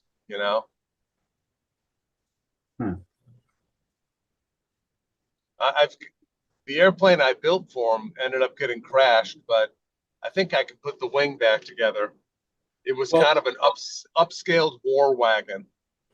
Tom Huff is giving him that Ryan's Eagle he was working on. He decided he didn't want to finish it. A little more airplane than he can handle, and he wants to give it to Jim, which may be more than he can handle too. But he could put it on the shelf until he can handle it. Yeah, make it a carrot so you don't take it down so you're ready to fly it. Yeah. Yeah, if Jim worked hard, I think he could be a pretty decent advanced level flyer, and then he'd be ready for something like that. Well, you figure anybody who flew jets should be able to pick this up pretty easy. He doesn't like it when people say that. He's like, it's two different things. But he's got reflexes and he understands aerodynamics and how airplanes work. Yeah, there's definitely some correlation. Hey, Bob, did your Taylor sound better once you sanded all that extra paint off? I just finished it this afternoon, redoing it. I did it once and I didn't like it, so I redid it. I did it with 3000, and then I did it with buffing wheel that Joel gave me a little air buffer, and and then some scratch maneuver and everything. And it looks great. I'm really, really, and it does sound great. It really does sound great. You just keep doing that because Taylor's as bad as anyone else with putting on too much paint and mummifying their guitars. You know, I got a lot the more you take off, the better that thing will sound. So Sparky, let's show them the progress so far. That's a sexy spinner. I like that. So we got the top is coming in pretty nice. At that part, pretty good. So we got some more. You know, if you change your mind and make it a single engine airplane, that'll be perfect for a Sato 72. Okay, so might be too long. Now we're going to start doing the bottom, which is the harder part because you've got a compound curve around this nose, this inlet here. So I'm going to get started, and again we can come back to it later. I see your inlet is over a curved surface. What did you make that out? What did you make the carving guide out of? 64th ply. 64th. Yep, that'll do it. That's cool. Then I wetted it, formed it, so I didn't have to put I didn't have to hold such a hard, with me a lot of stress on it. I wetted it, curved it, and then put it on. Did you put it on with tight bond or something and tape it down? I put it on with. I got brave and I did it with medium CA. I just saturated the thing with CA and put it down on the center line. The CA will kick off even if it's wet? Sure. I didn't know that. But the part wasn't wet at that point. I mean, a part had dried off. But yeah, you can. The part was dry. But yeah, CA dries in the presence of trace moisture and absence of oxygen, which is kind of an oxymoron. You would think that they're completely different than each other. But I used to sell CA. I worked for Don Schulman, Leon Schulman's son, and I used to sell CA from a company he had called the Glue Mart, and I was a terrible salesman. And our two biggest customers were semiconductor manufacturers and funeral homes. Let your mind. Oh no! I know what they do with that. So I went to a funeral parlor to sell this guy some stuff one day, and it was during the day before services, and the lady came in. Her husband was on a gurney in a blue suit, and there was a guy next to her, dead, another corpse in a blue suit. Her husband was in a gray suit, and she told the funeral director, she said, "I like the blue suit better." So we said, "No problem. Come back in 20 minutes." She came back, and her husband was in a blue suit. She said, "I hope this wasn't too much of a problem." He says, "Nah, we just switched heads." Nice. Oh man. Did she like that? Did she have a sense of humor? Oh, I'm only kidding. Oh, come on. They used to stitch them closed. But now they use CA. That was salesman's humor. I read a real funny novel. I think it was called The Hearse You Rode In On, and it was set in a funeral home. And it was, what you would call dark humor. It was very good.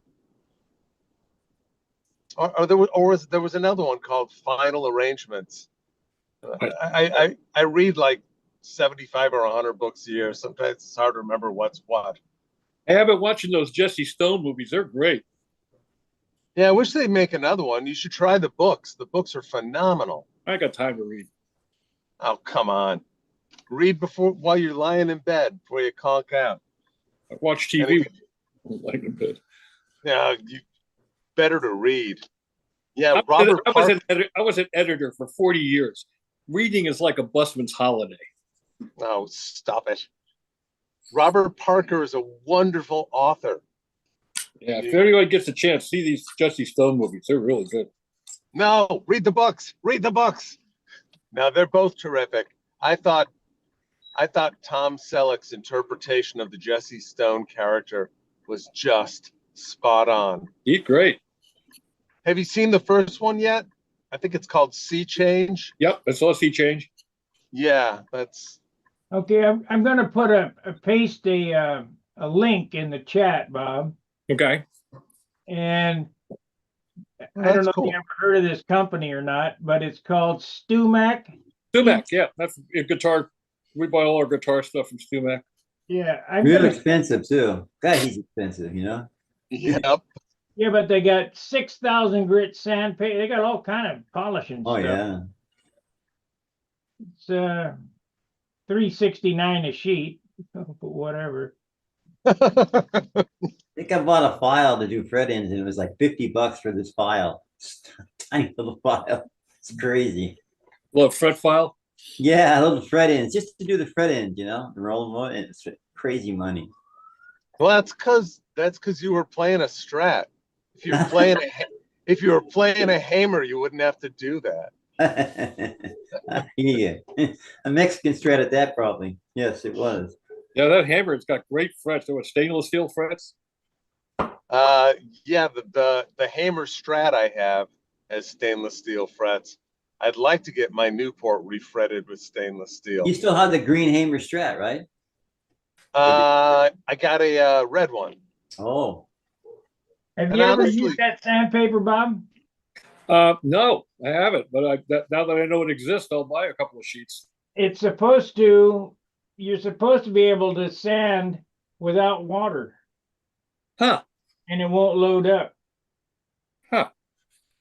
Jim I get Damarel had some of that stuff. He was talking about it, I think, at one time. Puts That's out it. beautiful finishes. Wow. You can see we're starting to get a little shape around there.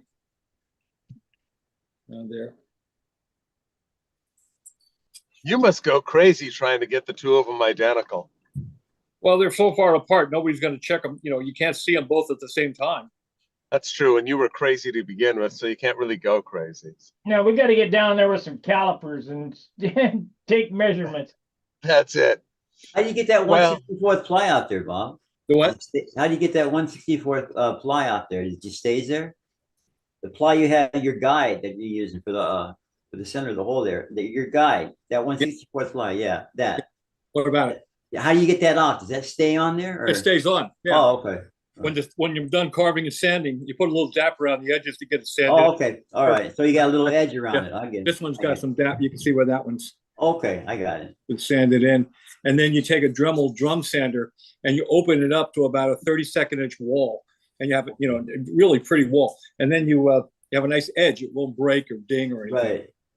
Yeah, that works really well. Huh. So Good way to do cows, isn't it?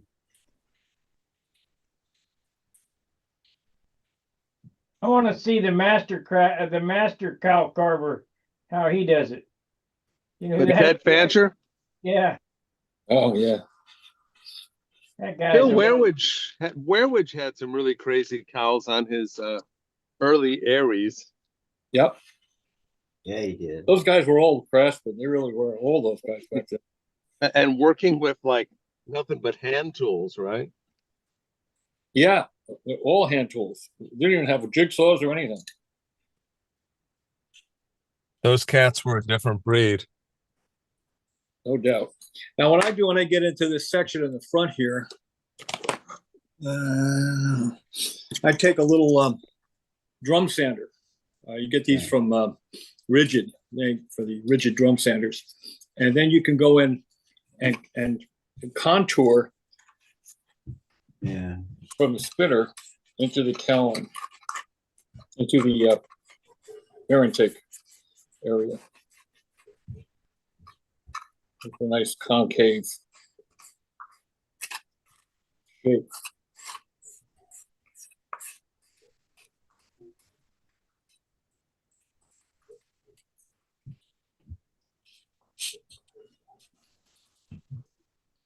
Hard to do this on camera.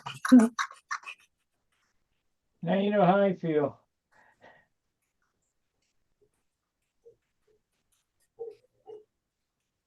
Well, I did it for years on camera, as you well know, Sparky. Yeah. I do it live though, so that if there's a screw up, it shows the screw up.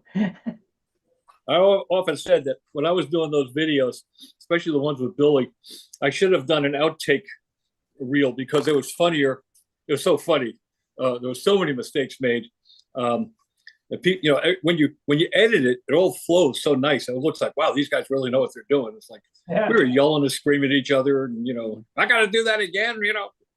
It's funny.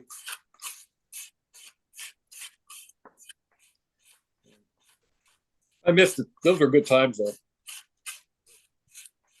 The biggest bonehead move I made on camera live was when I was staying in Ohio. I cut my stabilizer slot in the bottom of the fuselage. Did you? I was going to ask you, Bob. Did you, when you were doing those Robin View videos, did you specifically go to like Tom Morris's house just to do that video? Yeah. Well, I made what I call them acquisition trips, and I would go like the one where I had the first one was it was a winter trip out to Topeka, Kansas to see Jim Lee. Then I dropped down to San Antonio to see Frank McMillan. Then we went up to do the Al Raby video in Dallas or in Irving. And then I went over to Tom Morris's house in Alabama and did that one. And then I went to Randy Smith's place and did that one. Then I came home. Yeah, I was wondering, I mean, those are long trips you took. All the way to Topeka, Kansas, to Frank McMillan's house, and then you went to Geeski's house too in Texas, I believe. Yeah, that was also on that trip. The Geeski's house. Those were good trips, though. A lot of fun. Got a lot of free meals and stayed overnight for people's houses. So. Yeah.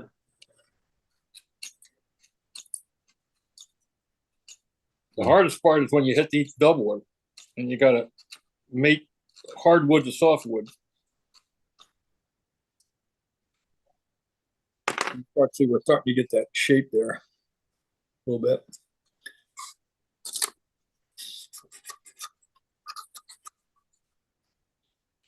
It's just a matter of staying at it, and being satisfied with anything less than what it's supposed to look like, The biggest thing that I think that happens with these guys, especially the guys that are watching the videos, is you're going to go out to your shop and dedicate an hour a day. Don't go out to the shop and sit and look at the TV. Actually grab the sandpaper and start sanding. Yep. I find that even when you don't feel like building, if you go to the shop and force yourself to build for half an hour, all of a sudden you'll get into it and then you'll be there for 6 hours. Yeah, it's like anything. The first step in a journey is always the hardest one. Get yourself involved, and then when you do, then you'll stay for several hours. You see that true story. Shape starting to come in a little bit. Nice. Got a ways to go, though. Cutting properties.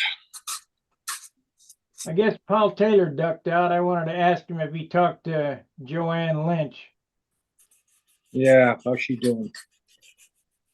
I kind of quit calling over there because every time I called over there, she would cry. And yeah.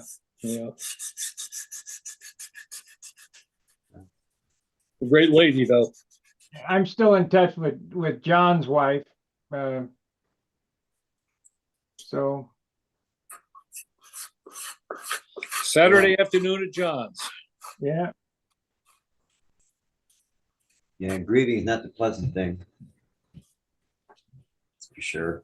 When I was sick with COVID, she was so nice to me. They brought over vitamins and brought me food that I could eat, drinkable. They were really good to me. So I don't forget those things. He was a great guy. Great couple. When you met Jim, you felt like you knew him for 30 years. First time you meet him.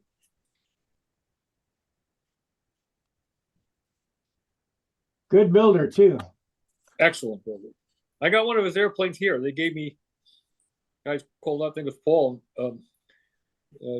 He left me one of his RC pattern airplanes. Thing is exquisite. It sit on the front row at any contest and appearance.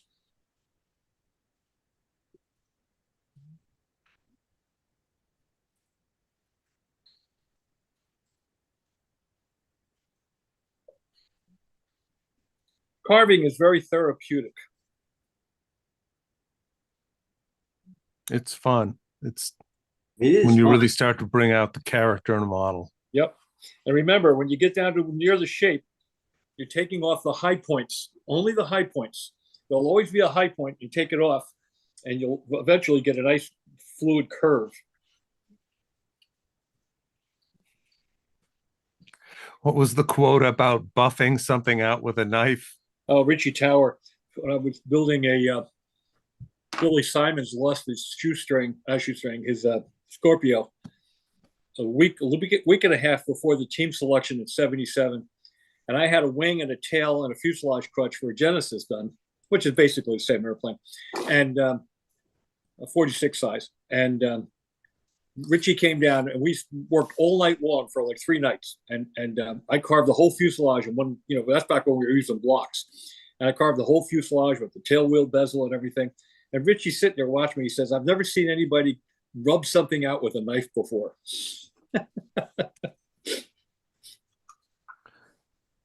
Well, if you watch them guitar builders, they're scraping and making it smooth. Yep. I got a whole drawer full of scrapers for guitar work. Daisy. Another thing that I like to watch is the Japanese joinery. Them guys are phenomenal. You ever watch those Japanese guys that cut up the bluefin tuna? Oh yeah, they're yeah. That's pretty cool. I couldn't believe what they get for those tuna. 20,000, 30,000, one fish. What do they spray those Taylors with? Is that nitro or is that polyurethane on those Taylor guitars, those acoustics? They don't spray it. It's almost like powder coating. They do it in a booth where they put a negative on the booth and put a positive in the booth and a negative on the guitar, and they just spray the stuff in the air and it draws it right, almost like. Okay. And they get a very thin coating, but even at that, any coating is too much, So I haven't taken mine down. Matter of fact, I was showing it before. It's nitrocellulose, right? No, this is a pure thing, or it's polyester.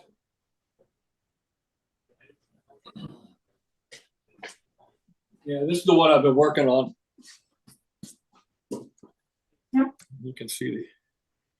Yeah. Got the top all done. Yeah.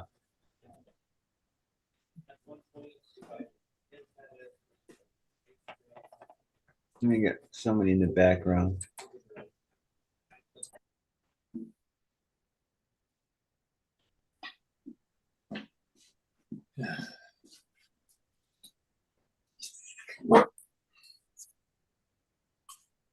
So.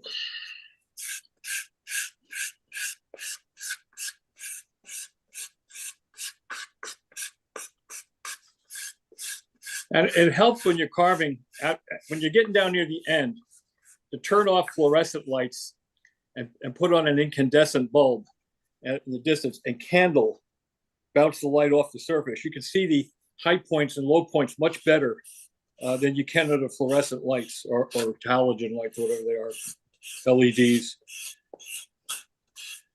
But I get close and then I'll do that. It's probably still got an hour's worth of work in it. So, well, you've done that in less than an hour. Yeah, but I probably got another hour left in it. I'm just getting roughed out now. Got a lot of smoothing to do yet. For everybody watching, this is what you should aspire to. Aspire to be able to carve like that.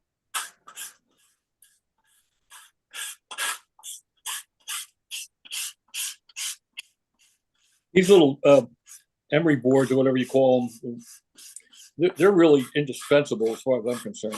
I have fingernail files. Yeah, nail beauty files. shops.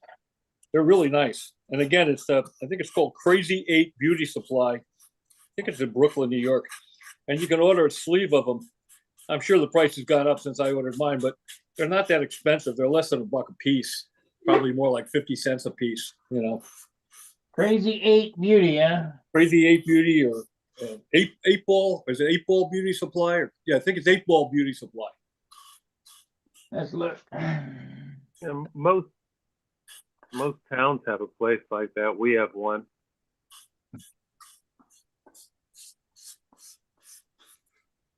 The barbers and stuff got to fly somewhere. That's looking nice. Getting there. I'm going to build until January 1st, and then whatever is ready for paint goes into paint mode. And that's it. Right now I've got the noseless Nobler, which now has a nose, a Saturn, which is ready for paint, and then this Oriental, which is part of the recycled stunt project. Hey, there's Oscar. Come here, Oscar.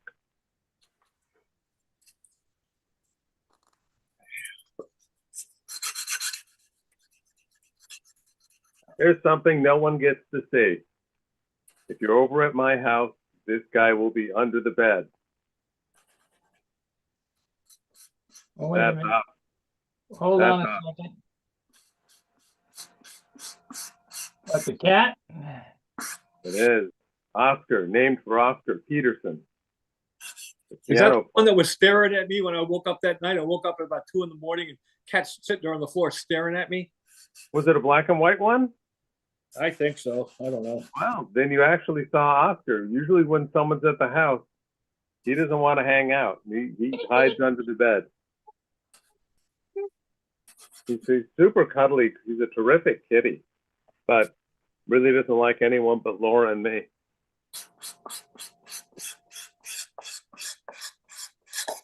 Yeah. What nut you got there, Rick? This is an Oriental. I had, do you guys remember Tony Drago? Sure. And he had a company called Control Line Classics. Mm-hmm. The very first kit he made was the Oriental. Like I said, I was obsessed with the classic thing, and that was probably in the early 90s. So I bought one, and I built it. And it had a terrible twist in the wing, which confused me because I built the wing in an adjusto jig and still managed to screw it up, I guess. And I flew it twice, and just the fact that it was going to be a compromised model, I just hung it on the wall. It was too bad because it's really cool looking. You know, it was all dyed silk span and Jap tissue, kind of like a Mike Spetaler deal. Oh yeah. And I decided I'd cut the wing out and build a new wing, but I could not find a way to really carefully cut the wing out so that I could save the fuselage. So I'll end up using the tail feathers and the rudder, the landing gear. The rest of it's more or less new.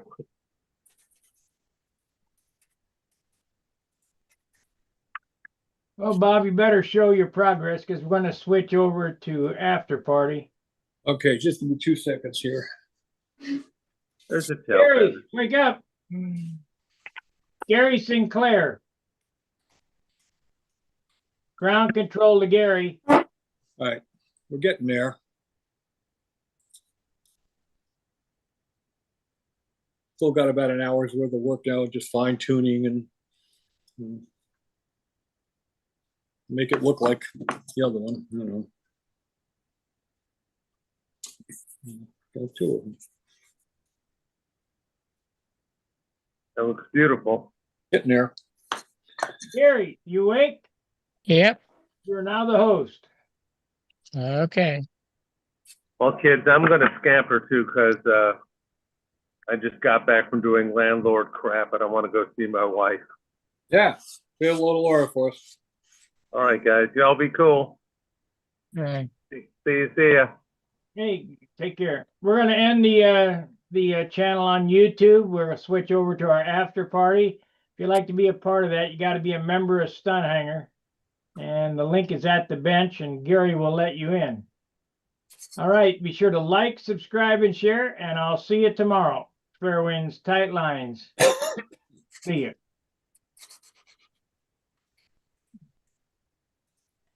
Okay, we're off of YouTube.